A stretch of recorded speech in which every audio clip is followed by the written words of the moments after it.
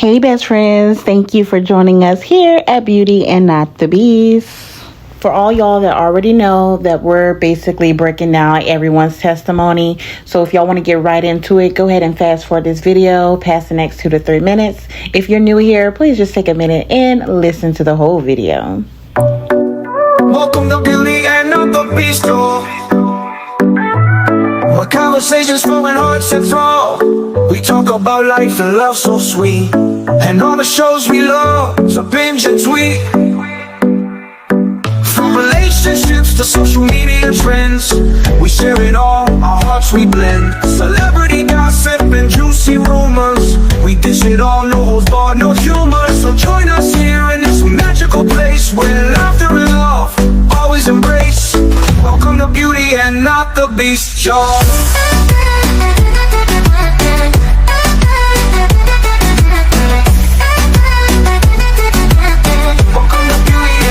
You guys can check our timeline, so make sure you follow us and turn your notification on, because we're breaking down each individual that the state called to the stand testimony.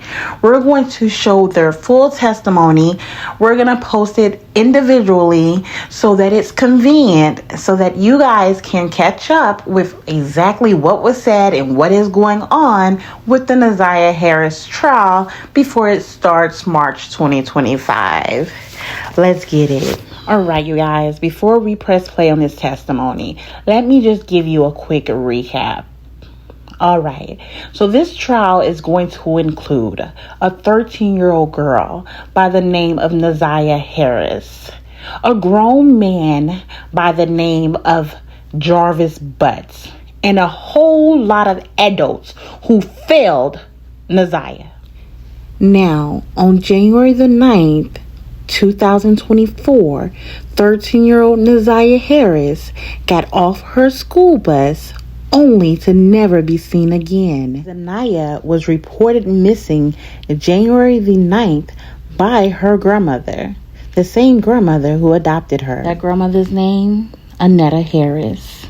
Now, Miss Harris said it wasn't like her to go missing, especially from after school. It wasn't like her at all.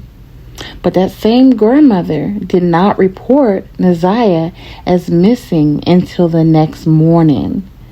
Now, she didn't report her missing to the police. She actually waited. The school bus usually lets the kids out around 3 o'clock.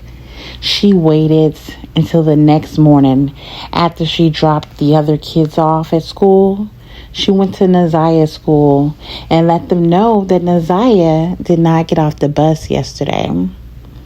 Now, I don't know about you, but that's a red flag on the play, because if you say it's not in her nature to go missing, and the bus usually gets out around 3:10, if your child's not there by the normal time, 3:30, especially 4 o'clock, I am calling the police. I am calling to school to see, did my child get on the bus first and what happened?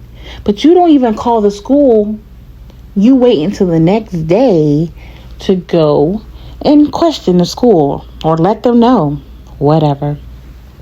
Anywho, let's continue. Just giving a little background here. So there's video that shows Ziyah leaving the school. There's video of her getting off the bus. The prosecution team says that Ziyah met up with Jarvis and his co-worker, aka his business partner, King. King's real name is Cardell Wright. Now, I'm going to just insert this here that I feel like he could have had something to do with this as well. Okay? I do not understand why these two grown men met up with Ziyah and took her back to their auto repair shop. Okay? Now, throughout this, you will hear testimony from another witness that says that Jarvis, King, and Ziyah visit her home, which is about 30 minutes away from the auto repair shop. They visit her home to come look at a vehicle that she was having trouble with, okay? She states that they were there anywhere from 40 minutes to an hour. But she also confirms all three of them left together. Okay? Now, the prosecution team throughout this investigation finds out that Jarvis has been sending inappropriate sexual text messages to Ziyah. Now, in return, Ziyah, this poor baby, was also sending him messages. You know why? Because he has groomed her. Ziyah believes that they're in a relationship. The text messages between these two started as far back as September 2022. Now, if you ask me, that's all we have a paper trail for. Maybe Ziyah didn't have a phone before she was 11 years old, and he was doing this to her way before then. Who knows? But you guys, there's your recap. Again, follow us, hit the like. I have took time to break down each individual's testimony so that I can give you guys an individual video so that it's convenient that we watch the testimonies and we try to put the pieces together. So when this trial starts March 2025, we are ready. All right. I hope you guys have a lovely day. I'm about to press play. Talasha Moore. And, excuse me, Ms. Moore, I'm going to ask you a couple questions, but first I want to ask you, do you know someone by the name of Cordell Wright? I do. And how do you know Mr. Wright? He is the father of my nephew, my 17-year-old nephew. So, your sister's son? Yes. Gotcha. And is that how you met Mr. Wright? Yeah. Or your sister? Yes. Okay. And in what context is your relationship with Mr. Wright? How did you know him? Did he ever do anything for you? Things like that? He fixed my mother's car. He worked on her car. Okay. And what kind of car does your mother drive? A red Jaguar. And what's your mom's name? Jacqueline Campbell. And going back to January of 2024, where were you living at the time? Not your specific address, just the city. Ypsilanti. And who else lived with you in Ypsilanti? My mom and my son. Okay. And would Mr. Wright ever come out to Ypsilanti to fix your mom's car, her Jaguar? Yes. How often did he do that? Like a couple times, at least 2 times. And was that around January of 2024? That was the last time. In January was the Yes. last time? And when he would go out there, would he bring anyone with him? This last time he did. What about For prior? the last 2 times. So before January 9th, him and someone else came, and then on January 9th, they both came. Okay. And the person that he brought with him, do you see that person in the courtroom today? Yes. And could you point to him and identify a piece of clothing he's wearing? Well, I can only see the top of his head right now. Are you 100% sure that it's that person?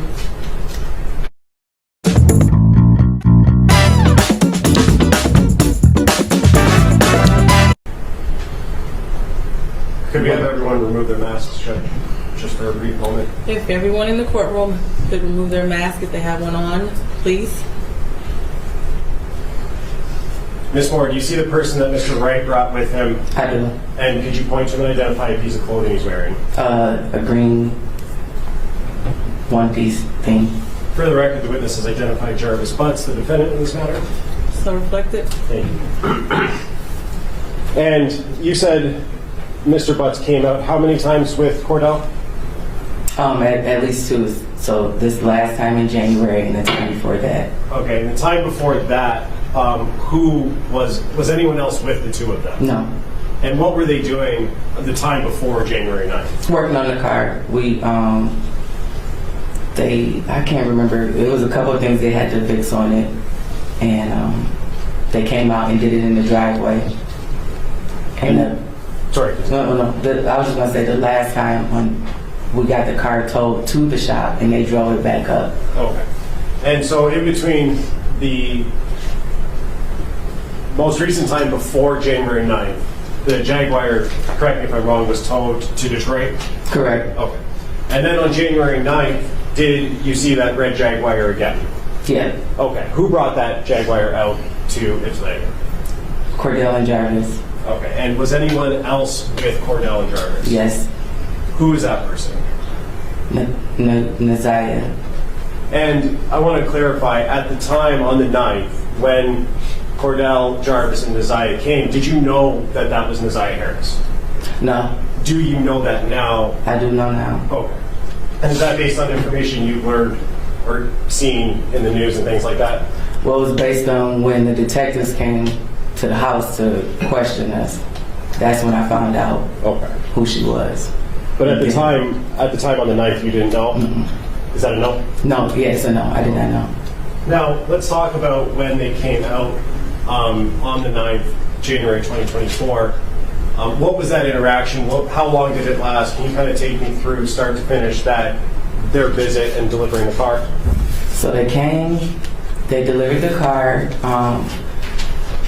They were talking to my mom about what was wrong, gave her the invoice. It was just like a regular day. When they came in, they sat on the couch for a few minutes.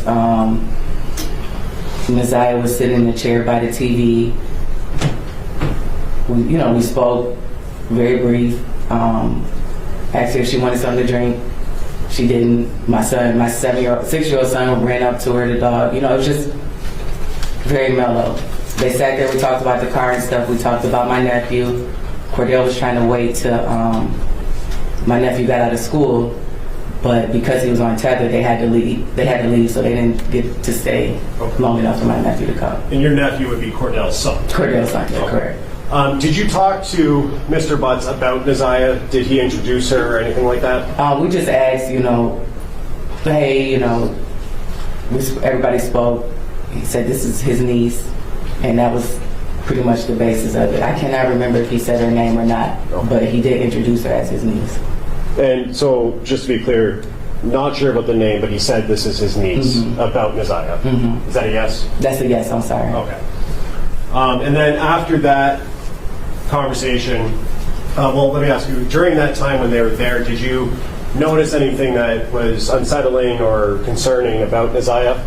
No. It was just a normal interaction? Yes.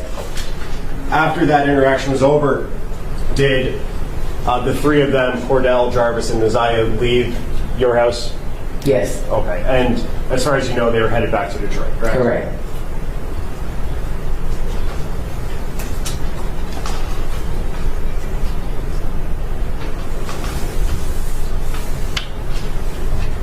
When they left, whose car were they leaving in? Cordell's truck. And all three of them were in the same car? Yes. And you said that they were delivering the Jaguar to your mom or to your house, right? Yes. Did you see them pull up? Do you know what the driving and seating arrangements was? I do not. Okay. I have nothing further to say. Okay, Ross.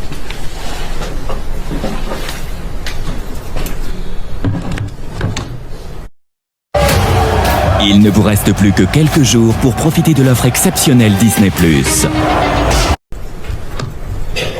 Good afternoon. Good afternoon. So, you're technically not related to Cordell, right? Correct. That's just the uncle of, he is the father of your nephew. Okay. How would you say your relationship is with Mr. Wright? It's cool. Like, no issues. You got along with him well? Mm-hmm. Okay. Yes. And you know Cordell worked as a mechanic? Correct. Okay. And how long has he worked on your vehicles? Was this something new, or had he worked on your vehicles previously? I think he might have changed the oil on one of my cars a couple years back, but not that frequently. Okay. And you knew he had did you know he had a shop that he worked out of? Yes. Okay. Had you been to the shop? Yes. Okay. And you said that there was a time prior to January 9th that he came up and worked on the car, correct? Correct. And you said that my client was with him at that time. Correct. Do you recall when that was? It had to be in the summer. I cannot recall the exact date.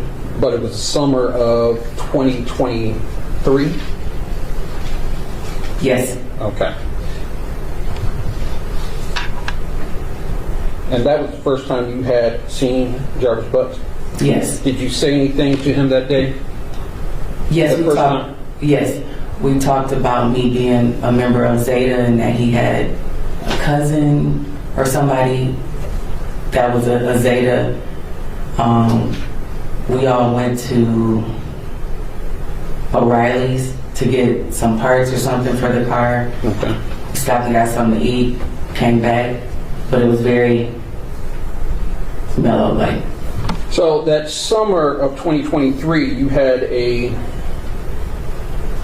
fairly decent conversation with them, correct? Correct. And it lasted for a period of time, correct? Correct. So on January 9th, when you saw him, you knew who he was. Correct. You had recognized him because you had spent time with him, correct? Correct. Okay. So you had the car, and you knew that he was partnered with Cordell at the shop, correct? Correct. Okay. So on January 9th, approximately when did you have the car towed down to his shop? Besoin d'énergie pour gagner de nouveaux défis? I think we had it towed maybe like the 4th or the 5th. So it was there from the 4th, okay? And it was the 9th that they brought it back? Correct. Okay. Do you know approximately what time the car was brought back?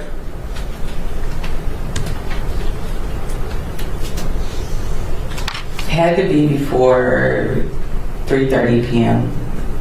It was 3 No. It had to be before 5:30 because my sister got off work at 5:30. So mid-afternoon. Okay. But you're not sure the exact time? I'm not sure the exact time. Was it light or dark outside? It was still light out. Okay. And they came up, they pulled the Jaguar in first, the driveway, Correct. right? And then Cordell's car was behind it. I believe so. Okay. When they pulled up, did you see them exit the vehicles? No, Okay. So you don't know who was driving what? I don't. Okay. So at that point, they came into the house, correct? Correct. And did they all walk in together? Or Yes. Okay, so Cordell came in, followed by Jarvis, correct? I can't tell you the exact. I don't know if Ziyah walked in first or Jarvis walked in first. Okay. And this young lady. And to be fair, you didn't know who she was, correct? Not at all. Do you recall what she was wearing when she came? I think she had on a jacket.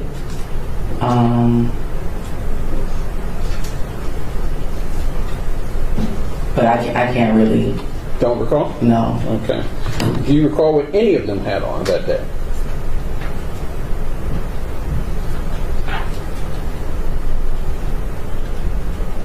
Not really. Okay. So, do you recall, without going into your house, was it dark, light in your house?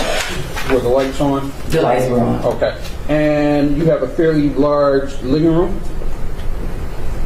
Yeah. Okay. So, when they came in, you said that Ziyah sat next to the television. So yeah, like if when you're coming in, there's like a red cabinet type thing. The TV sits on top of it, and then there's a chair right, like a chair sitting right next to it, and that's where she was sitting. Okay. And when she came in, did she introduce herself? She did not. Okay. So she came in, sat down, right? We offered her to see, like, came in, Cordell said hello. He was doing most of the talking. Jarvis said hello. Said, this is my niece. Then was like, y'all have a seat. Okay. Cordell sat on the couch. There's a couch this way, and then a long couch this way. I'm sorry, go ahead. And I was just going to say, I believe that they were both on this couch. Ziyah was in the chair, and me and my mom were on the longer couch. So your mom was there? Yeah. Correct? All right. And you all were conversing, correct? Correct. And it's fair to say that you weren't conversing with Ziyah, correct? No.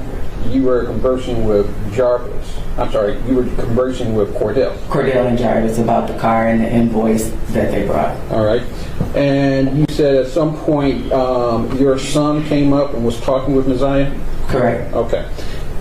And how long did this conversation last? Like all of our conversation? Right. How long were they there? Probably between like 30, 45 minutes. Okay. Maybe an hour. And while they were there, you didn't notice anything, and I think you already mentioned this, you didn't notice anything out of the ordinary, correct? Correct.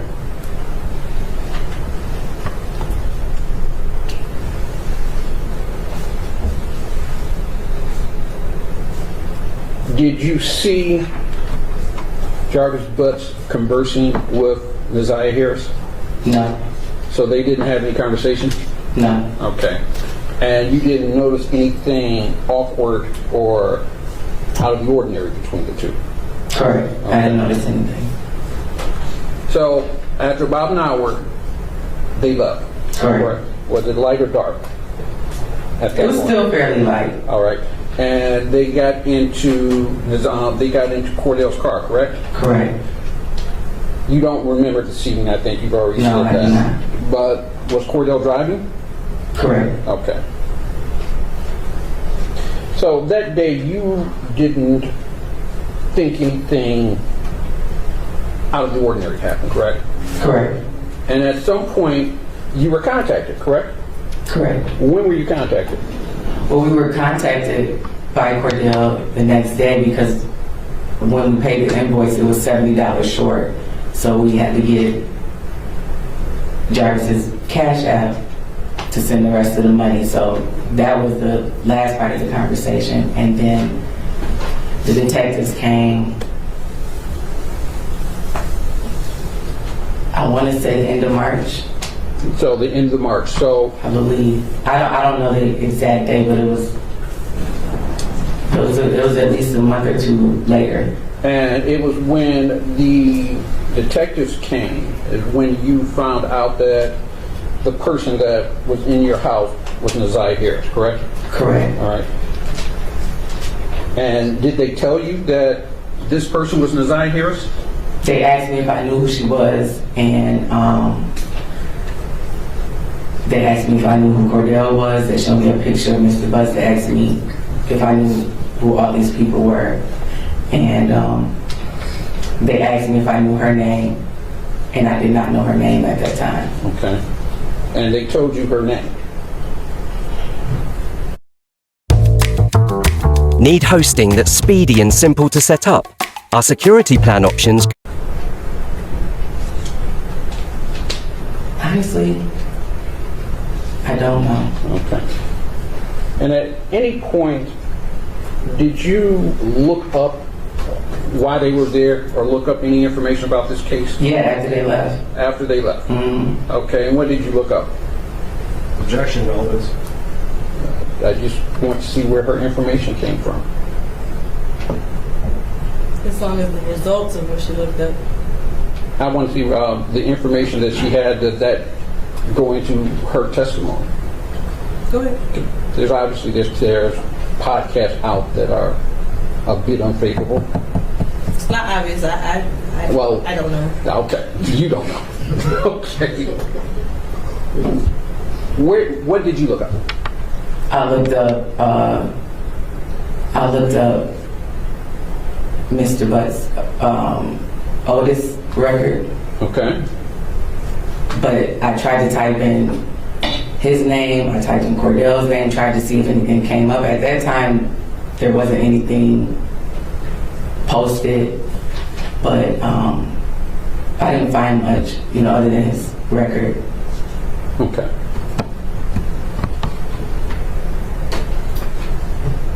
Just one more thing.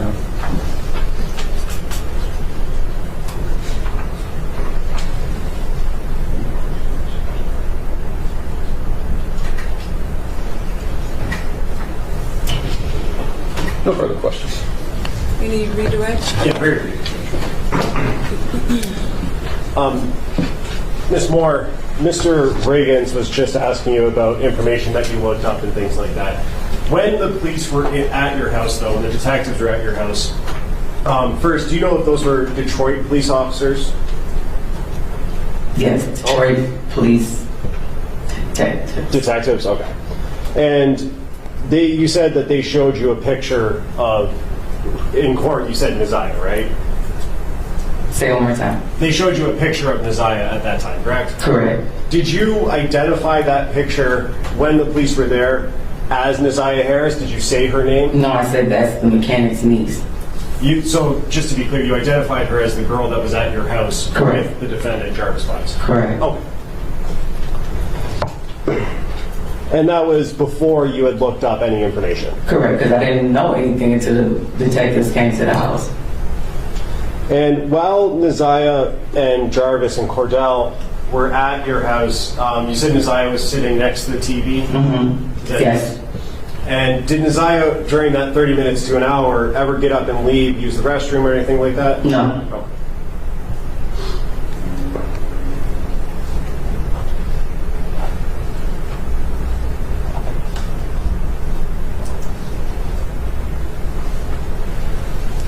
And you mentioned earlier that Cordell was on a tether and that's the reason he had to leave, right? Correct. Do you know what Cordell's tether hours were at that time? Like what time he had to be back home by? I don't know. Okay. How far of a drive is it from Detroit to Ypsilanti? Probably about 40 minutes. And what was the reason that Cordell had to leave again? Because he said he had to be back in the house for his tether. Okay, so did it seem like he was in a little bit of a rush to get back, or he was cutting it close maybe with that drive, 40 minutes? No, I think he had whatever he needed to do, and he just wanted to make sure he was in the city on time. But is it fair to say that he would have left somewhat closer to his cutoff time? If that's the reason he left, or that he said? Yeah, I think that calls for speculation on her part. I was going to say, I don't know. Oh, I'm sorry. Do you want to respond? If she knows, I think it's a close call. If you know the answer. I don't. I don't know. I can't say. I have no further questions. Okay, you are done testifying. Thank you. Watch your step.